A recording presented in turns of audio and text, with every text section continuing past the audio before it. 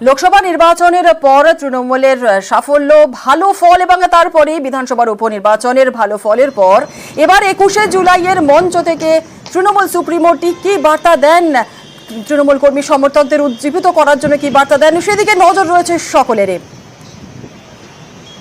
শহীদ তর্পণ, পাশাপাশি লোকসভা এবং উপনির্বাচনের বিপুল জয়, মা মাটি মানুষকে উৎসর্গ করবেন মাননীয় মুখ্যমন্ত্রী। বিরাট সমাবেশ হবে, বিপুল সমাবেশ হবে। জেলাগুলি থেকে বহু সংখ্যক মানুষ আসতে শুরু করেছেন। তৃণমূল পরিবার তাদের জন্য যে ব্যবস্থাপনা সীমিত সাধ্যে করতে পেরেছে, সুষ্ঠুভাবে এত বড় সমাবেশ করার জন্য নেতৃত্ব তার দিকে পুরোদস্তুর নজর দিচ্ছেন, তার সমস্ত প্রক্রিয়া চলছে। আর ২১শে জুলাইয়ের সমাবেশের জন্য ইতিমধ্যে দূর দূরান্ত থেকে প্রচুর কর্মী সমর্থকরা বিভিন্ন জেলা থেকে আসতে শুরু করে দিয়েছেন। আর এবারের ২১শে জুলাইয়ের সমাবেশের মূল মঞ্চ ৫২ ফুট বাই ২৪ ফুট। এখানে থাকবেন তৃণমূলের শীর্ষ নেতা, সাংসদ, বিধায়ক, মন্ত্রী এবং আমন্ত্রিতরা। কেমন হচ্ছে মঞ্চ, সেই নিয়ে কথা বলবো। আমাদের সঙ্গে রয়েছেন আমাদের প্রতিনিধি বিশ্বজিৎ সাহা। সরাসরি চলে যাব বিশ্বজিতের কাছে। বিশ্বজিৎ, শেষ মুহূর্তে প্রস্তুতি কেমন এবং কেমন হচ্ছে এবারের মঞ্চ?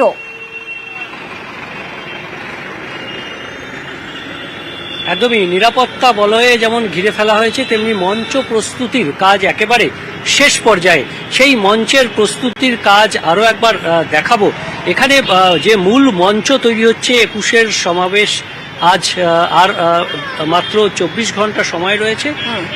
ঠিক বেলা ১২টায়, আগামীকাল বেলা ১২টায় এই মঞ্চে সমাবেশ হবে এবং এই মঞ্চের মূল বক্তা মমতা বন্দ্যোপাধ্যায়, তার ছবি সহ ২১শে জুলাইয়ের অমর ২১শে জুলাই শহীদ স্মরণে যে শ্রদ্ধাঞ্জলি, সেই শ্রদ্ধাঞ্জলি জানানো। আমরা জানি যে কলকাতার রাজপথে পুলিশের গুলিতে নিহত হয়েছিলেন ১৯৯৩ সালের ২১শে জুলাইয়ে ১৩ জন যুবক। বন্দন দাস, মুরারি চক্রবর্তী, রতন মণ্ডল, বিশ্বনাথ রায়, কল্যাণ ব্যানার্জির মতো যে ১৩ জন শহীদ হয়েছিলেন, সেই ১৩ জনের শহীদের সমাবেশ এখানে করা হয়, শ্রদ্ধাঞ্জলি জানানো হয়। এখানে শহীদ পরিবাররা থাকেন, তাদের জন্য একটি মঞ্চ করা হয়, সেটাও ৪০ বাই ২৪ ফুট। বাকি আরও একটি মঞ্চ থাকে যেখানে কাউন্সিলর এবং জেলা থেকে আসা নেতারা তারা থাকবেন, সেটাও ৪৮ বাই ২৪ ফুট। এবং মূল যে মঞ্চ যেটা আমরা দেখতে পাচ্ছি, যে মূল মঞ্চ, সেই মূল মঞ্চে একটি পোডিয়াম থাকছে। সেই মূল মঞ্চ যেটি একেবারে ৫২ বাই ২৪ ফুট, সেখানেই থাকবেন মমতা বন্দ্যোপাধ্যায় সহ তৃণমূলের শীর্ষ নেতৃত্ব থাকবেন, তেমনি সেলিব্রিটিরা থাকবেন, সাংসদ, মন্ত্রীরা তারা থাকবেন। এবং সেখানেই সেই সমাবেশকে ঘিরে নিরাপত্তার ঘেরাটোপ সিসিটিভিতে মুড়ে ফেলা হয়েছে এই এলাকা। কলকাতা শহর জুড়ে বিভিন্ন জায়গায় হেল্প ডেস্ক থাকছে কলকাতা পুলিশের, এবং তৃণমূল কংগ্রেসের তরফে আলাদাভাবে থাকছে হেল্প ডেস্ক। বিভিন্ন জায়গায় ওয়াচ টাওয়ার কলকাতা পুলিশ তৈরি করছে বিভিন্ন জায়গায়, তেমনি পাশাপাশি সিসিটিভি, এই গোটা ধর্মতলা চত্বর কার্যত সিসিটিভিতে মুড়ে ফেলা হয়েছে। পাশাপাশি উচ্চ পর্যায়ের পুলিশ আধিকারিকরা যেমন থাকবেন, বিভিন্ন রাস্তা আগামীকাল বিভিন্ন রাস্তায় যান নিয়ন্ত্রণ করা হবে। কিছু কিছু রাস্তায় পুরোপুরি যে পার্কিং নিষিদ্ধ করা হয়েছে, অর্থাৎ এই সমাবেশকে ঘিরে যে মিছিল আসবে, সেই মিছিলের স্রোত যাতে মিছিল বাধাপ্রাপ্ত না হয় এবং স্মুথলি যাতে এই যান চলাচল, শহর যাতে যান চলাচল থাকে, সেই জন্য কিছু জায়গায় যান নিয়ন্ত্রণ করা হয়েছে। বেশ কিছু রোডে কলকাতা পুলিশের ৫,০০০ জন পুলিশ কর্মী, তারা যেমন থাকবেন, ৪,০০০ স্বেচ্ছাসেবক থাকবে তৃণমূল কংগ্রেসের। অর্থাৎ সব মিলিয়ে প্রস্তুতি একেবারে চরম পর্যায়ে। এবং ধর্মতলার মূল মঞ্চ, সেখানেও সেই প্রস্তুতির কাজ, একেবারে শেষ পর্যায়ের প্রস্তুতির কাজ চলছে। একেবারে বিশ্বজিৎ, অনেক ধন্যবাদ। কথা বলছিলাম আমাদের প্রতিনিধি বিশ্বজিৎ সাহার সঙ্গে। শেষ মুহূর্তের প্রস্তুতির ছবি আমরা দেখাচ্ছিলাম। আর ইতিমধ্যেই শিয়ালদা স্টেশনে আসতে শুরু করে দিয়েছেন তৃণমূলের কর্মী সমর্থকরা। উত্তরবঙ্গ থেকে প্রচুর কর্মী সমর্থকরা তারা আসতে শুরু করে দিয়েছেন। শিয়ালদা স্টেশনের ছবি দেখছেন।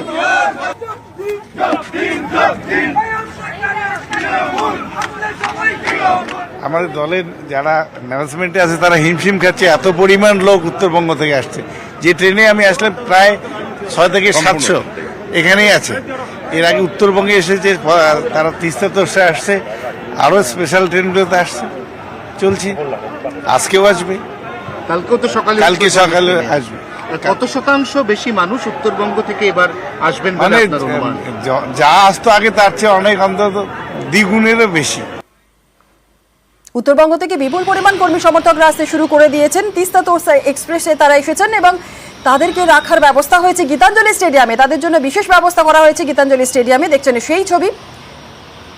আর গীতাঞ্জলি স্টেডিয়ামে যেমন রয়েছেন উত্তরবঙ্গ থেকে কর্মী সমর্থকরা, মালদা মুর্শিদাবাদ জেলা তৃণমূল কর্মী সমর্থকরা, তাদের জন্য থাকার ব্যবস্থা করা হয়েছে।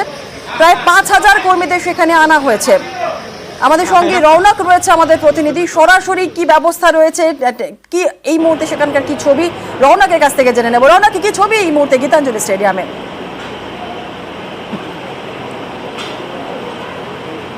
দেখো, রাত পোহালে 21শে জুলাই এবং রাজ্যের বিভিন্ন প্রান্ত থেকে ইতিমধ্যে তৃণমূল কংগ্রেস কর্মীরা আসা শুরু করেছে কলকাতার উদ্দেশ্যে, এবং এই গীতাঞ্জলি স্টেডিয়ামে কিন্তু প্রত্যেক বছরই বহু তৃণমূল কংগ্রেস কর্মীদের এখানে থাকার বন্দোবস্ত করা হয়, এবং আজ সকাল থেকে মালদা মুর্শিদাবাদের বিভিন্ন প্রান্ত থেকে তারা আসতে শুরু করেছে। আমরা কথা বলার চেষ্টা করব সুশান্ত দাস। সুশান্ত দা, এখনো পর্যন্ত কতজন এসেছে আর কি কি ব্যবস্থাপনা রয়েছে? না, এখনো পর্যন্ত প্রায় 2,500 থেকে 3,000 লোক এসে পৌঁছেছে। অসংখ্য বাস রাস্তায় আছে এবং ট্রেনেও কিছু মানুষ আসছে। আস্তে আস্তে আমাদের যা টার্গেট আছে, এখানে 20 থেকে 25,000 লোকের থাকার এবং খাওয়ার ব্যবস্থা আমরা করেছি। এখানে থাকা খাওয়া যেমন আছে, মেডিকেল ট্রিটমেন্টের কোনো অসুবিধা হলে তার ব্যবস্থা আছে। পার্শ্ব কতগুলো হসপিটালের সঙ্গে আমরা কথাবার্তা বলে রেখেছি, যদি মেজর কোনো ইনজুরি হয় সেখানে আমরা তাদেরকে শিফট করাতে পারবো। এবং আগামীকাল সকালবেলা আমরা এখান থেকে 5টা থেকে মিটিংয়ের স্থল পর্যন্ত পৌঁছে দেওয়ার পরে আমাদের কাজ শেষ হবে। অর্থাৎ একেবারেই এখনো কিন্তু বহু কর্মী সমর্থকরা এখানে আসতে শুরু করেছে, আর সকাল থেকেই প্রায় 25,000-এর কাছাকাছি কর্মী সমর্থকদের থাকার বন্দোবস্ত করেছে গীতাঞ্জলি স্টেডিয়ামে। এবং মূলত মালদা মুর্শিদাবাদ থেকে যারা আসছেন তাদেরকে কিন্তু এখানে রাখার বন্দোবস্ত করা হয়েছে, এবং চিকিৎসা ব্যবস্থা থেকে শুরু করে প্রাথমিক যে সমস্ত ব্যবস্থা রয়েছে তা কিন্তু এখানে দেওয়া হচ্ছে। অর্থাৎ আগামীকাল যে 21শে জুলাই মেগা সমাবেশ, সেই সমাবেশকে কেন্দ্র করে তৃণমূল কংগ্রেস কর্মী সমর্থকদের মধ্যে যে উন্মাদনার চিত্র দেখা যাচ্ছে, বিভিন্ন প্রান্ত থেকে কিন্তু তারা ইতিমধ্যে কলকাতার উদ্দেশ্যে আসতে শুরু করেছে। গীতাঞ্জলি স্টেডিয়াম থেকে শুরু করে সেন্ট্রাল পার্ক, প্রত্যেকটি জায়গায় কিন্তু সেই ছবি দেখা যাচ্ছে। এবং রাত পোহালে 21শে জুলাই সেই মেগা সমাবেশকে কেন্দ্র করে উত্তরবঙ্গ থেকে শুরু করে দক্ষিণবঙ্গ বিভিন্ন প্রান্ত থেকে কিন্তু তৃণমূল কংগ্রেস কর্মী সমর্থকরা আসছেন। ধন্যবাদ রৌনক।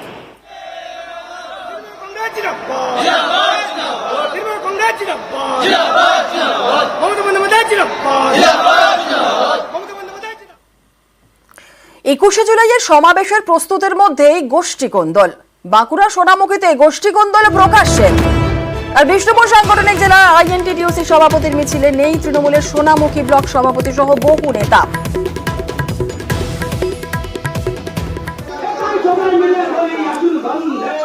আর 24 ঘন্টার মধ্যে একই ইস্যুতে আরো একটি মিছিল। 21শে জুলাইয়ের সমাবেশের প্রস্তুতির মধ্যেই গোষ্ঠী কোন্দল। দেবব্রত আমাদের সঙ্গে রয়েছে, দেবব্রতর কাছ থেকে আরো একটু বিস্তারিত জানতে চাইবো যে দেবব্রত, 24 ঘন্টার মধ্যে একই ইস্যুতে আরেকটি মিছিল, ঠিক একটু জানতে চাইবো যে ঠিক কি ঘটনা। একেবারে চুনেলা, দেখো, ইস্যু এক, জায়গা এক, পতাকা এক, কিন্তু ভিন্ন ভিন্ন মিছিল। কারণ প্রথমে বিষ্ণুপুর সাংগঠনিক জেলা তৃণমূল কংগ্রেসের আইএনটিটিউসি সভাপতি সোমনাথ মুখার্জি তথা সোনামুখী পৌরসভার উপপৌর প্রধানের নেতৃত্বে একটি মিছিল হয় সোনামুখী শহরে, যেখানে উপস্থিত ছিলেন না জেলা সভাপতি থেকে শুরু করে ব্লক সভাপতি এবং চেয়ারম্যান, কেউ উপস্থিত ছিলেন না। শুধুমাত্র শ্রমিক সংগঠনের যে নেতৃত্ব রয়েছে তার গোষ্ঠীর যে লোক তারা উপস্থিত ছিলেন।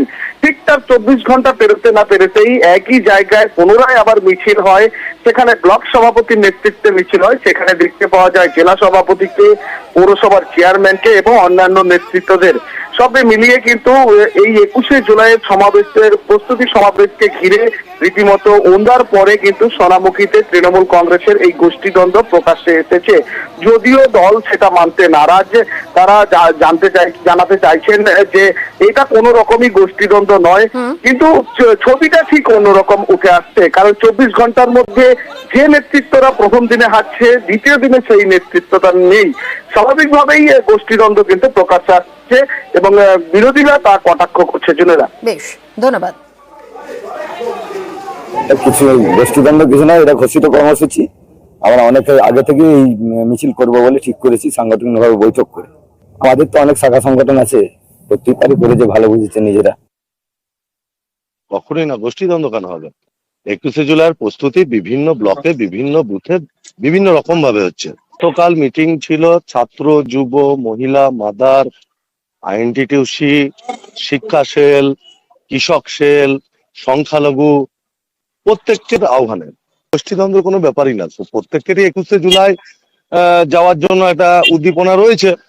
একটা দুটো কেন, আরো 5টা মিছিল হবে, তো হোক, সব তো 21শে জুলাইয়ের প্রস্তুতি মিছিল। কোথাও কোনো গোষ্ঠীদ্বন্দ্ব নেই।